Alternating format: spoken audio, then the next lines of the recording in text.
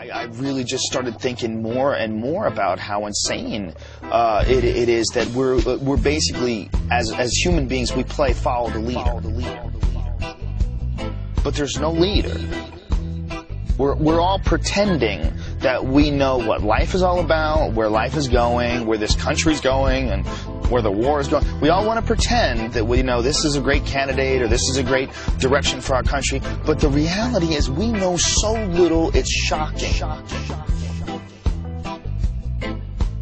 Life is all about, but there's no leader.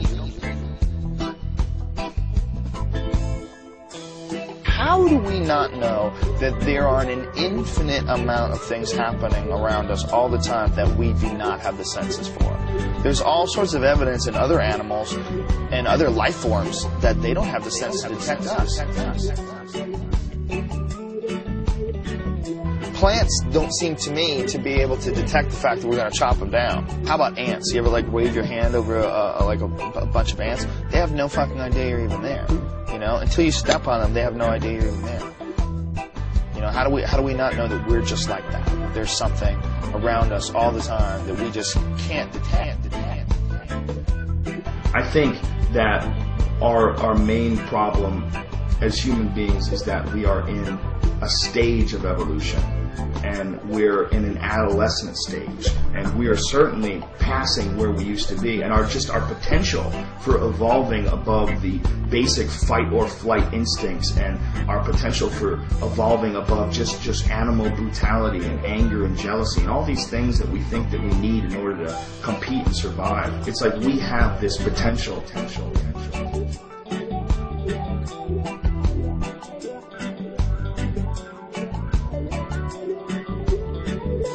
Goes out in ripples, because the people that you affect, they affect other people as well. And the more positive you spread out, literally you can change your world. You can change the world of the people that you come in contact with.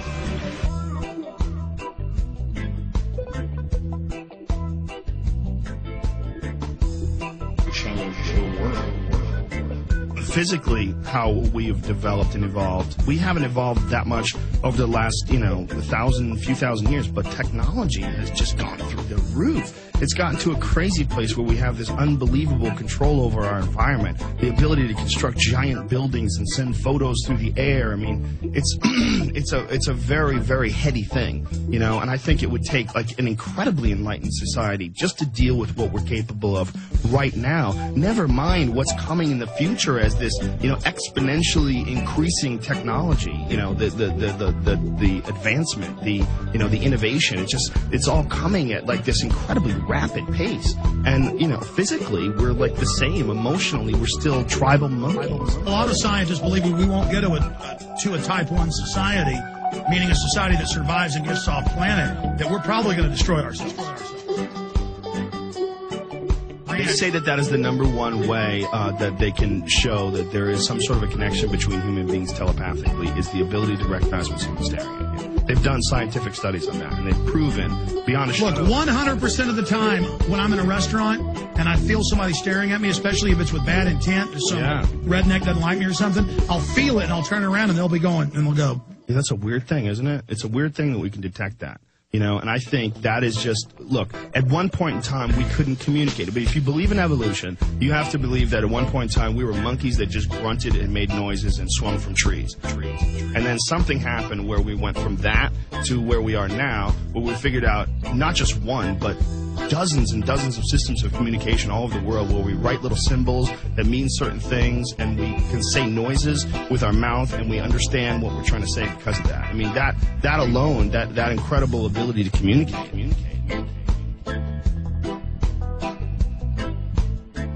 Can't help it. We have this incredible desire to change things.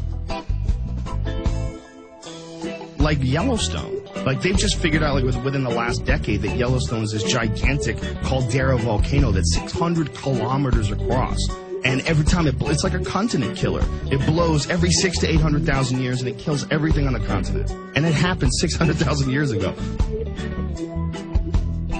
Well, it's like a gigantic game of musical chairs. It's like we hope that we are not going to be here when the music stops. I think that life on Earth is very much like an anthill in a field.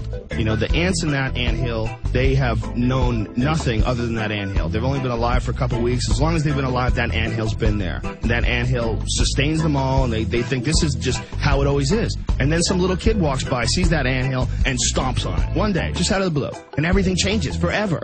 And the ants never saw it coming. They never knew it was going to happen. They would have, if they had consciousness, they never would have imagined it. Well, there's so many things that can happen to stomp our anthill. There's meteors, there's earthquakes, there's caldera volcanoes, the gigantic super volcano that is Yellowstone Park. I mean, did you know Germany has a super caldera? Did it? Yeah, they're all over the planet. I'm sure. I mean, it makes sense. I mean, if you look at mountains, I mean, where did those mountains come from? They came from activity. You know, they raise up, and it just takes a long-ass time. We're only here on this planet for a blip. You wanted to look at the one huge problem that we have. It's babies and children growing up and becoming shitty human beings because there's no love, because there's not getting any help. And we're not putting money in that at all. The disproportionate amount of money we put in the military budget and compared to how we treat children in this country and raise kids and work on terrible communities and work on educating and getting people out of bad situations. And you say, oh, well, you know, they got to figure it out on their own. You don't have a fucking clue what kind of a disproportionate life you would be living if you were born in the ghetto. There's people living in ways that you can't even wrap your fucking head around. And there's not much ways out of there. You're there, you go Baltimore is a classic example. How about fucking Detroit, where 50% of the people can't read? It's unbelievable. You can't say that that's an even playing field. And you can't say that for the human race, that doesn't need to be addressed and helped. Absolutely. And it's not about getting welfare mothers money so they can keep shitting out kids. It's about helping the fucking kids. The welfare mother might already be fucked. Her programming might already be jacked. She might already be on some downward, addiction spiral. Who knows? But you can help that kid. Is the problem. The proportion is tiny. Compared to the problem, it's tiny. The salaries that teachers get is unlivable.